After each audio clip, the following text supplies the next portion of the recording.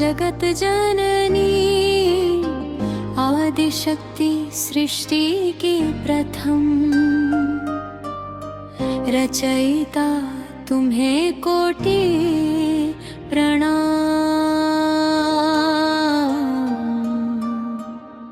हे माँ, जब इस ब्रह्मांड में चारों ओर घना अंधकार था, ना कोई दिशा थी, ना कोई जीवन का अस्तित्व, तब केवल तुम थी।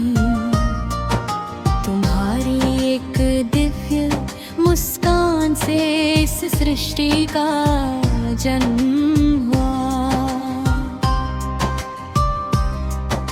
तुम्हारी उस अलौकिक हंसी से ब्रह्मांड में प्रकाश फैला और जीवन की शुरुआत हुई।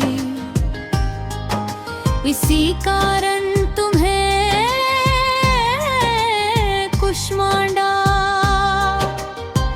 कहा जाता है, अर्थात वह शक्ति जिसने एक छोटे से ब्रह्मांड की रचना की। हे माँ, तुम ही सृष्टि की जननी हो, तुम ही पालन करता हो और तुम ही संहार की शक्ति हो। तुम्हारे बिना ये संसार एक क्षण भी अस्तित्व में नहीं रह सकता।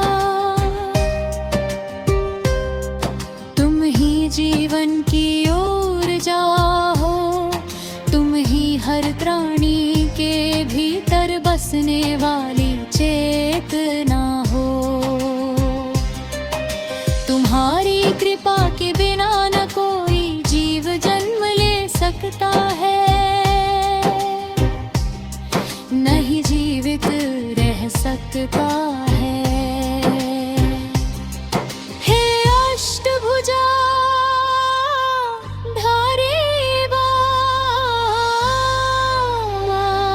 कुष्मांडा, तुम्हारा स्वरूप अत्यंत दिव्य और तेजस्वी है।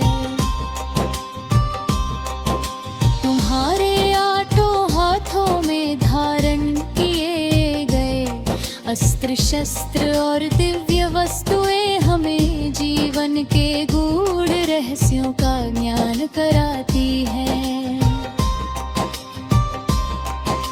तुम्हारे एक हाथ में कमंडल है जो तप और संयम का प्रतीक है।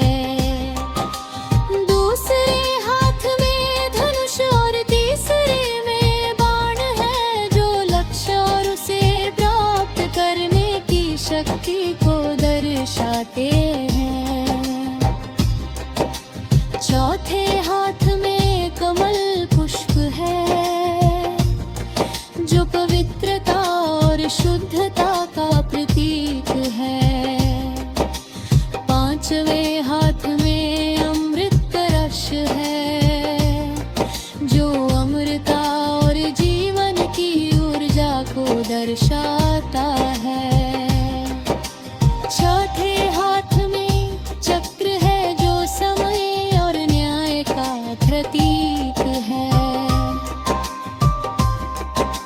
सातवें हाथ में गदा है जो शक्ति और साहस का प्रतीक है। और आठवें हाथ में जपमाला है जो भक्ति और साधना का मार्ग दिखाती है। हे माँ, तुम्हारा निवास सूर्यलोक में बताया जाता है। तुम ही वे एकमात्र देवी हो जो सूर्य के भीतर निवास कर सकती हो।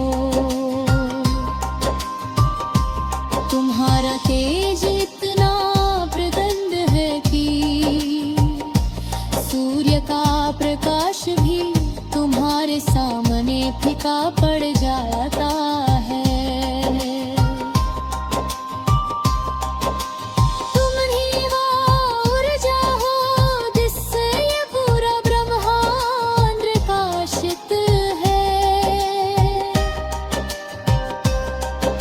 तुम्हारे बिना न दिन होता, न रात, न जीवन होता, न सृष्टि।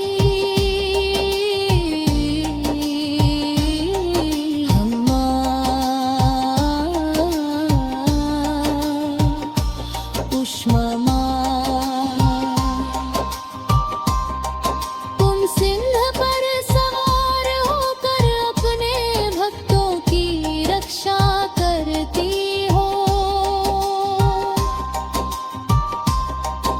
तुम्हारी ये सवारी हमें साहस, निर्भीकता और आत्मविश्वास का संदेश देती है। जो भी भक्त सच्चे मन से तुम्हारी आराधना करता है,